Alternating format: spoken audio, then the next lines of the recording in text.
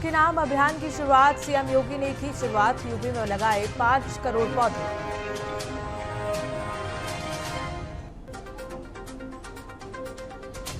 बिहार के छपरा में बड़ा हादसा। हेमनगर कोल्ड स्टोरेज में लगी हुई अमोनिया गैस। मौके पर पहुंचा प्रशासन।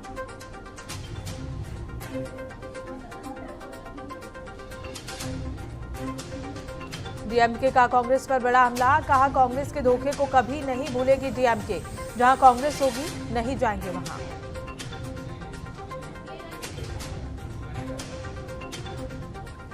नोएडा के सेक्टर 74 में लगी आग पर दमकल ने पाया काबू। आईवी काउंटी सोसाइटी के बारे में फ्लोर पर लगी थी आग।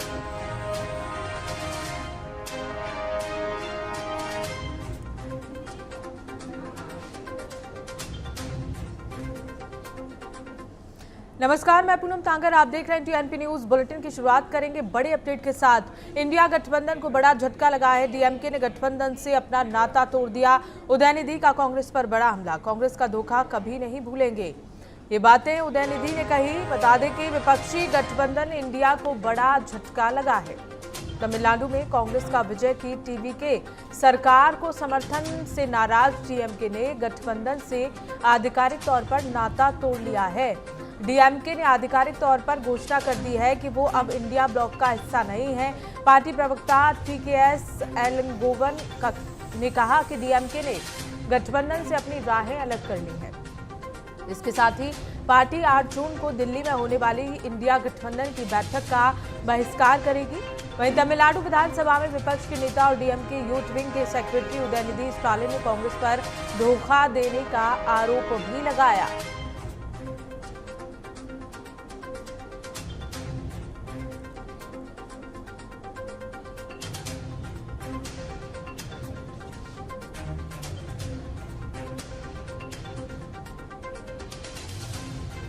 बड़ा अपडेट, जहां उदयनिधि का कांग्रेस पर बड़ा हमला। बता दें कि उदयनिधि ने अपना कांग्रेस से नाता तोड़ दिया है। उसका ऐलान आधिकारिक तौर पर उदयनिधि की ओर से कर दिया गया। कांग्रेस को ने जो धोखा दिया है उसे कभी नहीं भूलेंगे, ये बातें भी उदयनिधि ने कही हैं। इंडिया गठबंधन को एक बड़ा झटका यहाँ लगा है। बता दें कि टीएमके ने गठबंधन डीएमके ने तोड़ दिया और टीवीके को समर्थन देने से डीएमके नाराज थे और इसी वजह से उदयनिधि का कांग्रेस पर यह बड़ा हमला देखने को मिला है।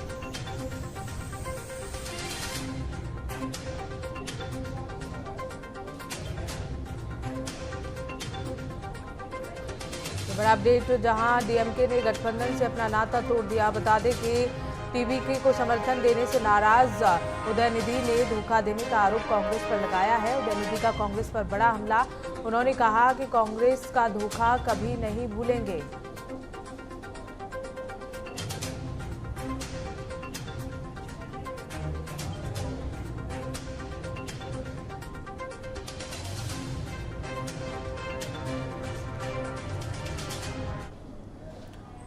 तो वहीं दूसरी ओर भारतीय सेना, जम्मू कश्मीर पुलिस और सीआरपीएफ की ओर से चलाया जा रहा घेराबंदी और तलाशी अभियान 14वें दिन भी जारी है।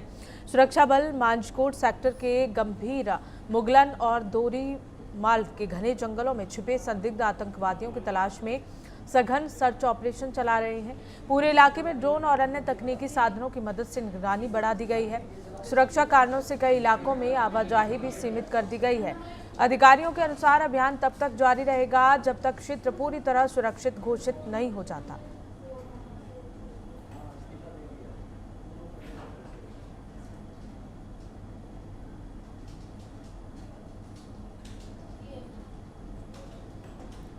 और इसी खबर को लेकर हमारे साथ ज्यादा जानकारी लेकर हरप्रीत जुड़ गए हैं राजौरी से। हरप्रीत, जिस तरह से लगातार 14वें दिन अभी सर्च ऑपरेशन जारी है और ये कहा जा रहा था कि 2 से ज्यादा आतंकी छुपे होने की आशंका भी जताई जा रही है, अब तक क्या अपडेट इसे लेकर सामने आ रहा है?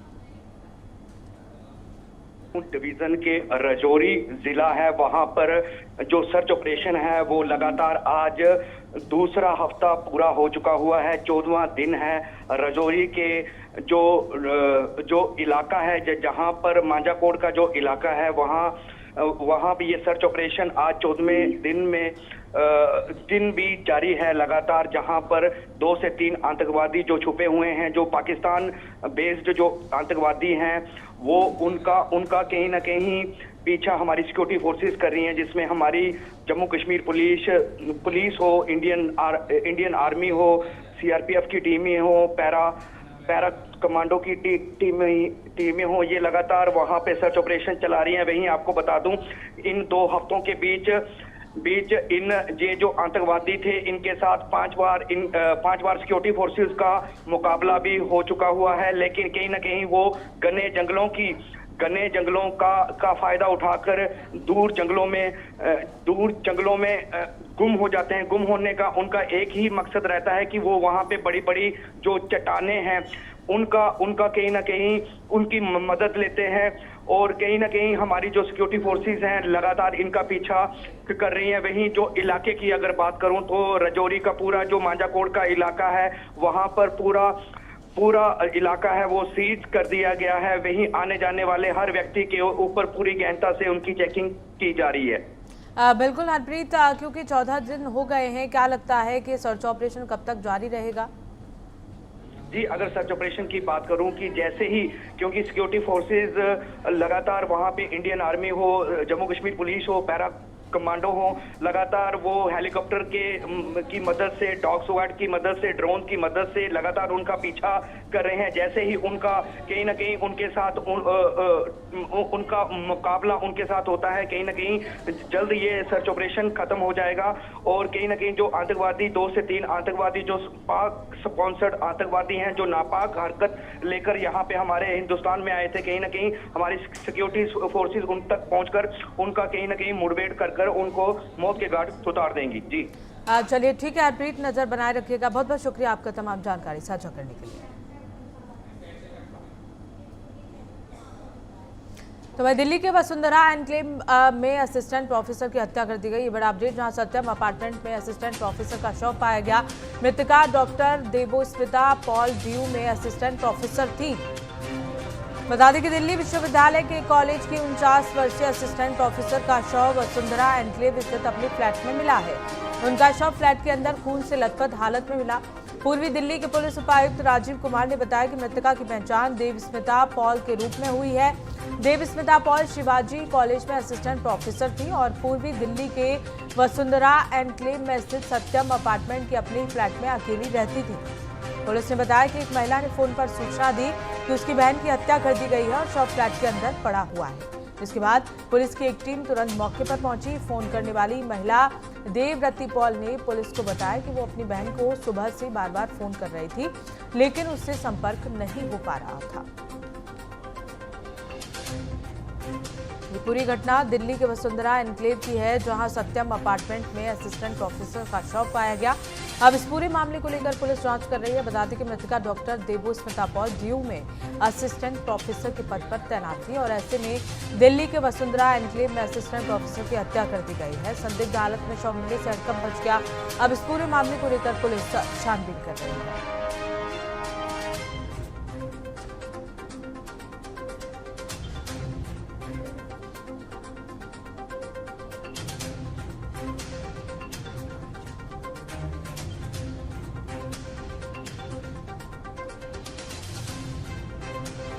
तो बता दें कि दिल्ली से ये बड़ी जानकारी निकलकर सामने आ रही है, जहां सत्यम अपार्टमेंट में एक प्रोफेसर की हत्या कर दी गई और दिल्ली के वसुंधरा एनक्लेव में असिस्टेंट प्रोफेसर की हत्या हुई। शव मिलने के बाद अब पुलिस इस पूरे मामले की जांच कर रही है। बता दें कि डीयू में प्रोफेसर थी देबोस्मिता पॉल, असिस्टेंट प्रोफेसर के पद पर तैनात थी। ऐसे में उनकी हत्या होने के बाद लगातार अब पुलिस इस मामले को लेकर जांच में जुटी हुई है।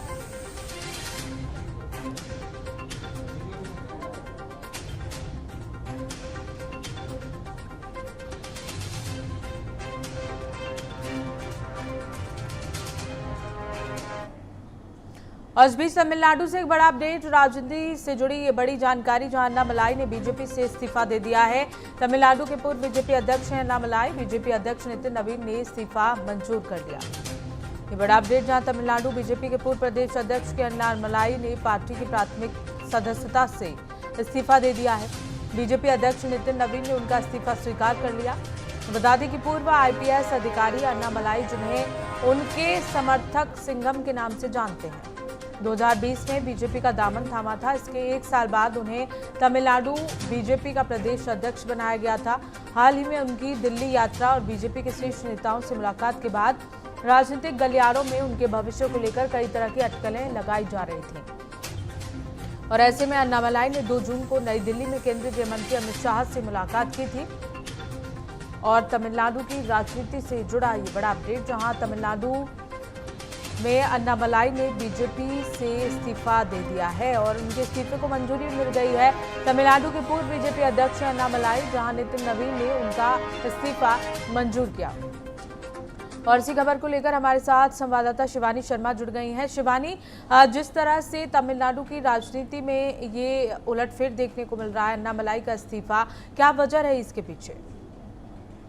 देखिए, अन्नामलाई को तमिलनाडु में बीजेपी का सबसे आक्रामक और लोकप्रिय चेहरा माना जाता था। पूर्व आईपीएस अधिकारी के रूप में उन्होंने राज्य में बीजेपी की पहचान मजबूत करने में एक मजबूत कोशिश की थी। ऐसे में उनके जाने से पार्टी का संगठनात्मक जो झटका है वो माना जा रहा है। हालांकि अन्नामलाई ने नई पार्टी अगर बनाई है तो तमिलनाडु की राजनीति में एक नया समीकरण बन सकता है। बीजेपी, AIADMK और अन्य क्षेत्रीय दलों के वोट बैंक पे भी असर पड़ सकता है। हालांकि उनके इस्तीफे को अभी मंजूर कर लिया गया है, लेकिन अभी इससे कोई आधिकारिक घोषणा नहीं है कि अभी वो किस पार्टी से अपनी बना सकते हैं। साथ ही मैं आपको बता दूं कि अन्नामलाई के इस्तीफे ने केवल बीजेपी के अंदर ही नहीं बल्कि पूरे तमिलनाडु की राजनीति पर एक हलचल पैदा कर दी है और सबकी नजर उनके अगले ऐलान पर है, क्योंकि वो वही तय करेगा कि ये सिर्फ या एक इस्तीफा है या राज्य की राजनीति में किसी बड़े बदलाव की शुरुआत है होना। बिल्कुल शिवानी, क्योंकि पिछले दिनों देखा जा रहा था कि लगातार मीटिंग्स भी हो रही थी, 2 जून को भी बैठक हुई और कहीं ना कहीं जो कयास थे वो लगाए जा रहे थे, लेकिन इस तरह से इस्तीफा देना अन्नामलाई की ओर से एक बड़ा राजनीतिक उलटफेर यहाँ देखा जा सकता है। और इसके पीछे बड़ी वजह क्या रही शिवानी? देखिए, दिलचस्प बात यह है कि पिछले कुछ दिनों से बीजेपी लगातार ये दावा कर रही थी कि तमिलनाडु की इकाई में किसी प्रकार का मतभेद नहीं है, किसी प्रकार का कोई भी रोष नहीं है। लेकिन तमिलनाडु बीजेपी अध्यक्ष जो नैना नागेंद्रन है, उन्होंने सार्वजनिक रूप से कह दिया था कि अन्नामलाई ने ना तो इस्तीफा दिया है और ना ही नई पार्टी बनाने की योजना की है। पार्टी नेतृत्व ने इन खबरों को महज एक अफवाह बताया था। बीच में ये भी खबर आई थी कि उन्होंने कोई इस्तीफा नहीं दिया है, कोई आधिकारिक घोषणा नहीं किया, लेकिन जिस तरीके से आज उनके इस्तीफे को एक्सेप्ट कर लिया गया है, मंजूर कर लिया गया है, तो साफ तरीके से ये क्लियर है कि अन्नामलाई और बीजेपी के रास्ते अब पूरी तरीके से अलग हो चुके हैं। चलिए ठीक है शिवानी, बहुत बहुत शुक्रिया तमाम जानकारी साझा करने के लिए। तो वहीं रूस के राष्ट्रपति व्लादिमीर पुतिन ने भारत की आर्थिक प्रगति और प्रधानमंत्री नरेंद्र मोदी के नेतृत्व की सराहना की। उन्होंने कहा कि भारत आज दुनिया की सबसे तेजी से बढ़ती अर्थव्यवस्था में शामिल है और ये उपलब्धि मोदी सरकार और जनता की मेहनत का परिणाम है। पुतिन ने भारत रूस संबंधों को विशेष रणनीतिक साझेदारी बताया और कहा कि दोनों देशों के रिश्ते दशकों पुराने और मजबूत हैं। उन्होंने भारतीय लोगों की प्रतिभा और विकास यात्रा की भी प्रशंसा की।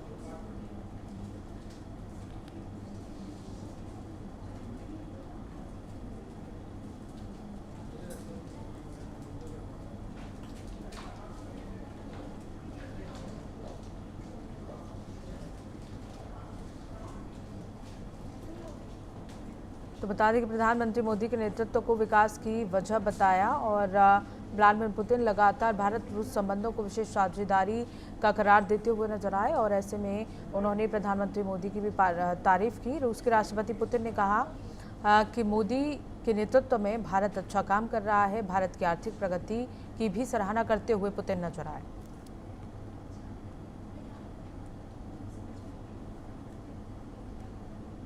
तो वहीं पश्चिम बंगाल सरकार ने महिलाओं के सामाजिक और आर्थिक सशक्तिकरण के लिए अन्नपूर्णा योजना अधिसूचित कर दी है। महिला एवं बाल विकास और समाज कल्याण विभाग की ओर से संचालित इस योजना के तहत पात्र महिलाओं को हर महीने 3,000 रुपये की वित्तीय सहायता दी जाएगी। राशि सीधे आधार से जुड़े बैंक खातों में भेजी जाएगी। योजना का उद्देश्य महिलाओं को आत्मनिर्भर बनाना और उनके जीवन स्तर में सुधार लाना है। सहायता राशि भेजने की प्रक्रिया भी शुरू कर दी गई है। पश्चिम बंगाल सरकार ने महिलाओं के सामाजिक और आर्थिक सशक्तिकरण के उद्देश्य से अन्नपूर्णा योजना को अधिसूचित कर दिया है। महिला और बाल विकास और समाज कल्याण विभाग की ओर से लागू की गई इस योजना के तहत पात्र महिलाओं को हर महीने 3,000 रुपए की वित्तीय सहायता प्रदान की जा रही है। यह राशि लाभार्थियों के आधार से जुड़े बैंक खातों में भेजी जाएगी। अन्नपूर्णा भंडार योजना के तहत महिलाओं को आर्थिक रूप से आत्मनिर्भर बनाने और उनके जीवन स्तर में सुधार लाने का प्रयास किया जा रहा है। योजना के तहत लाभार्थी महिलाओं के खातों में सहायता राशि भेजने की प्रक्रिया भी शुरू हो चुकी है। सशक्तिकरण के लिए हम लोग इलेक्शन का पहले जो कमिटमेंट हम लोग किए थे उसका हम लोग ये सेकंड स्टेप है। पहला स्टेप फ्री बस परिसेवा महिला के लिए पूरा बंगाल में, और आज डायरेक्ट बेनिफिट ट्रांसफर 3,000 रुपया हर महिला को, उसको महिला शक्ति को स्ट्रेंथन के लिए, फाइनेंशियली स्वावलंबी करने के लिए हर महिला को ये स्कीम हम लोग भेज रहे हैं। मुख्यमंत्री शुभेंदु अधिकारी आज ये स्कीम का इनॉग्रेशन किया है और आसनसोल में डिस्ट्रिक्ट मजिस्ट्रेट, एसडीओ साहब, कमिश्नर के, आसनसोल कॉरपोरेशन के सेक्रेटरी साहब और सारे आसनसोल के जितने भी अधिकारी के सब मिलके आज यहाँ ये प्रकल्प का उद्घाटन हुआ और सबको बेनिफिट मिल रहा है। सबको हम लोग सर्टिफिकेट दिए। कितने लोगों को आज दिया जा रहा है? आज यहाँ मोटा मोटी लगभग, एक तो जस्ट सिंबॉलिक है, यहाँ से अभी 100 आदमी का ट्रांसफर किया गया है। बाकी जितने भी फॉर्म फिलअप हुआ है, फॉर्म जमा हुआ है, सबको डायरेक्ट बेनिफिट ट्रांसफर उनके अकाउंट में मिल जाएगा।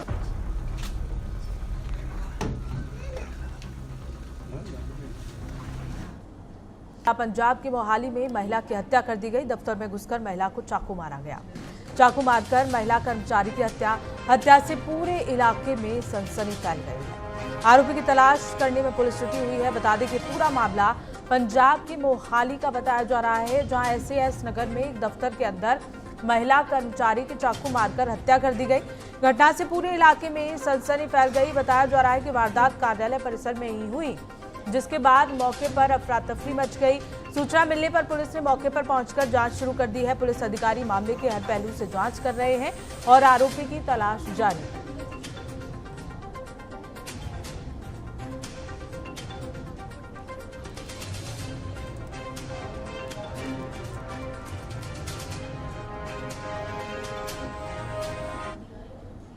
गॉट इन्फॉर्मेशन ऑन 112 भी, उस पर हमारे SHO अमन बहलवान, SHO फेज़ 11, उन्होंने अपनी FIR number 74 dated 4/6 under section 103 BNS police station phase 11 दर्ज करके इन्वेस्टिगेशन शुरू की थी। उस पर FSL की टीम्स वगैरह साइंटिफिक तफ्तीश की, साक्ष्य सारा कुछ करा के उधर जो खंजर, जो चाकू, जो खंजर टाइप का था, उसको कवर भी किया है। और उसमें ये बात सामने आई है कि जो दोषी हरजिंदर सिंह मान है, उसने मतलब डिम्पल जो अपने कंप्यूटर पे काम कर रही थी और उसको तो वहीं बिहार के छपरा जिले के हेमनगर स्थित एक कोल्ड स्टोरेज प्लांट में अमोनिया गैस लीक होने से हड़कंप मच गया। सूचना मिलते ही प्रशासन और राहत दल मौके पर पहुंचे। सारण के SDM नीतीश कुमार ने बताया कि मुख्य सप्लाई पाइपलाइन बंद कर दी गई है और गैस के प्रभाव को कम करने के लिए पानी का छिड़काव किया गया। प्रशासन ने सुरक्षा मानकों और प्लांट को दिए गए लाइसेंस की जाँच शुरू कर दी है। तो बता दें कि पानी छिड़काव के बाद जो अमोनिया गैस का रिसाव था उसे कम करने की कोशिश की गई। लाइसेंस और सुरक्षा मानकों की जांच यहां शुरू कर दी गई है प्रशासन की ओर से। छपरा हेमनगर कोल्ड स्टोरेज में अमोनिया गैस लीक होने के बाद हड़कंप मच गया। सूचना पर प्रशासन और राहत दल मौके पर पहुंच गए हैं। अब जांच की जा रही है आखिरकार जो प्लांट है उसमें सुरक्षा मानकों की पूरी तरह से यहाँ पालन हो रहा है। यहाँ पे हम लोग को सूचना मिली कि अमोनिया गैस का लीकेज हो रहा है। ये कोल्ड स्टोरेज प्लांट है यहाँ पे साडा पंचायत के अंतर्गत। उसी का इंस्पेक्शन करना है। जो मेन सप्लाई थी पाइपलाइंस की वो वगैरह सब क्लोज हो गया है, जो स्टोरेज है। बाकी पाइप में कुछ है जो लीक हुआ सूचना मिलने से पूर्व, जो भी 10-15 मिनट में, उसी का प्रभाव है। अभी हम लोग फायर ब्रिगेड की गाड़ी से पानियों का छिड़काव वगैरह करा के थोड़ा देखते हैं, एयर प्यूरिफायर टाइप का यूज करके पानी का। तो वहीं लखनऊ में मुख्यमंत्री योगी आदित्यनाथ ने विश्व पर्यावरण दिवस पर प्रदेशवासियों को शुभकामनाएं दी। उन्होंने कहा कि पिछले 9 सालों में यूपी सरकार ने पर्यावरण संरक्षण के लिए कई कदम उठाए। 2017 में 5 करोड़ पौधारोपण अभियान शुरू किया गया और 1 पेड़ मां के नाम जैसी पहल चलाई गई। उन्होंने प्लास्टिक मुक्त अभियान, जल संरक्षण और तालाबों की सफाई जैसे प्रयासों का भी उल्लेख किया। सीएम ने कहा कि सरकार पर्यावरण और प्रकृति की रक्षा के लिए लगातार कार्य कर रही है।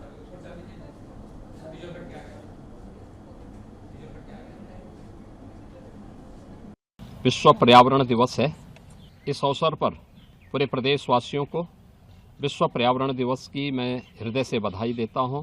आदरणीय प्रधानमंत्री जी की प्रेरणा से पिछले 9 वर्ष के दौरान प्रदेश सरकार ने अपने पर्यावरण और प्रकृति के प्रति अपने उत्तरदायित्वों का निर्वहन करते हुए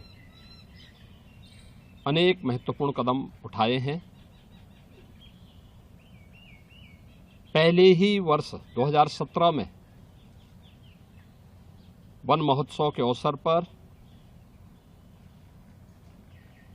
डबल इंजन की सरकार ने 5 करोड़ वृक्षारोपण के एक बड़े कार्यक्रम को अपने हाथों में लिया था। मुझे प्रसन्नता है कि उस समय तमाम चैलेंजेस हमारे सामने थे। न नर्सरी थी, न इस प्रकार के बड़े कार्यक्रम को आगे बढ़ाने के लिए उस प्रकार के कोई अनुभव ही। लेकिन बाद में वन विभाग और प्रदेश सरकार के अन्य सभी विभागों ने मिलकर के एक बड़े लक्ष्य को प्राप्त करने की दिशा में कार्य किया और गत 9 वर्ष के अंदर प्रदेश के अंदर वन महोत्सव के अवसर पर होने वाले वृक्षारोपण के क्रम में अब तक 242 करोड़ वृक्षारोपण के बड़े कार्यक्रम को सफलतापूर्वक आगे बढ़ाने में प्रदेश सरकार ने सफलता। तो बता दें कि 1 पेड़ मां के नाम अभियान मुख्यमंत्री योगी आदित्यनाथ की ओर से यूपी में जारी किया गया, जिसके चलते प्लास्टिक मुक्त अभियान पर भी अब जोर दिया जा रहा है और इसी के साथ ही लोगों से अपील की जा रही है, लोगों को जागरूक किया जा रहा है। जल संरक्षण के लिए भी लगातार कदम उठाए जा रहे हैं।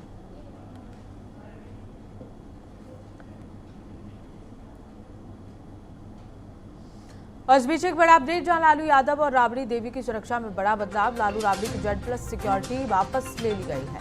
तेज प्रताप की सुरक्षा में भी कटौती की गई। तेजस्वी यादव की Y+ सुरक्षा बरकरार रखी जाएगी। बिहार सरकार ने लालू परिवार की सुरक्षा की समीक्षा की है, जिसके बाद नया आदेश जारी किया गया। गृह विभाग की ओर से जारी पत्र में लालू प्रसाद, राबड़ी देवी, तेजस्वी यादव समेत परिवार के अन्य सदस्यों को मिलने वाली सुरक्षा व्यवस्था में बदलाव किया गया है। लालू राबड़ी की सुरक्षा में कटौती की गई है। Z+ सुरक्षा वापस ले ली गई। बिहार विधानसभा में नेता प्रतिपक्ष तेजस्वी यादव को पहले की तरह ही Y+ सिक्योरिटी दी जाएगी।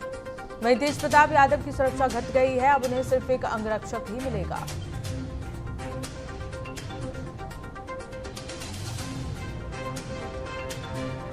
बड़ा अपडेट, जहां लगातार बिहार सरकार ने अब लालू के परिवार की जो सुरक्षा थी उसमें बदलाव किया है। लालू राबड़ी की Z+ सिक्योरिटी जो थी उसे वापस ले लिया गया है और इसके साथ ही तेज प्रताप की सुरक्षा में भी कटौती की गई है।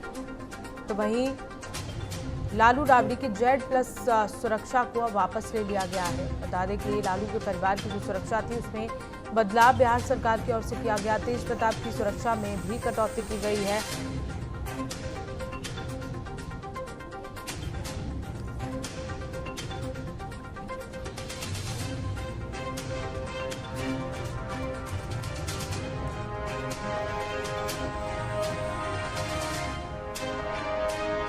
और इसी खबर को लेकर हमारे साथ पटना से ब्यूरो चीफ विजय सिंह जुड़ गए हैं। विजय, लालू के परिवार की जो सुरक्षा थी उसमें कहीं ना कहीं बदलाव देखने को मिल रहा है। किस वजह से जो सिक्योरिटी है लालू और राबड़ी की वो वापस ले ली गई है? देखिए, ये एक रूटीन वर्क होता है। सरकार समय समय पर जो पॉलिटिशियन है उनकी सुरक्षा की समीक्षा करती है और यही समीक्षा कल की गई और उसमें लालू राबड़ी की जो Z+ सुरक्षा थी उसको वापस ले लिया गया और केवल तेजस्वी यादव की जो सुरक्षा थी वो कंटिन्यू रहेगी। तेज प्रताप को भी कमी कर दी गई है। मीसा भारती की भी सुरक्षा में कटौती की गई है। तो ये एक रूटीन वर्क है, समय समय पर बराबर ऐसा होता रहता है। अगर सरकार को लगता है कि अगर इनकी सुरक्षा और चाहिए तो बढ़ाई दी जाती है, और लगता है कि जरूरत नहीं है तो कम भी कर दी जाती है। जी बिल्कुल। और इसके अलावा क्या कुछ बदलाव देखने को मिल रहे हैं? ये जो समीक्षा कल हुई है उसके बाद आरजेडी हमलावर हो गई है। उन्होंने इंटेंशनली इस घटना को बताया है कि सरकार ने जानबूझकर ऐसा किया है, और कहा है कि अगर कुछ दुर्घटना या घटना घटती है तो इसके लिए सरकार जिम्मेवार हो गई है। लगातार आरजेडी सरकार पर इस मामले को लेकर हमला कर रही है। चलिए ठीक है विजय, बहुत बहुत शुक्रिया आपका तमाम जानकारी साझा करने के लिए। और फिलहाल के लिए इस बुलेटिन में बस इतना ही। देखते रहिए TNP न्यूज़।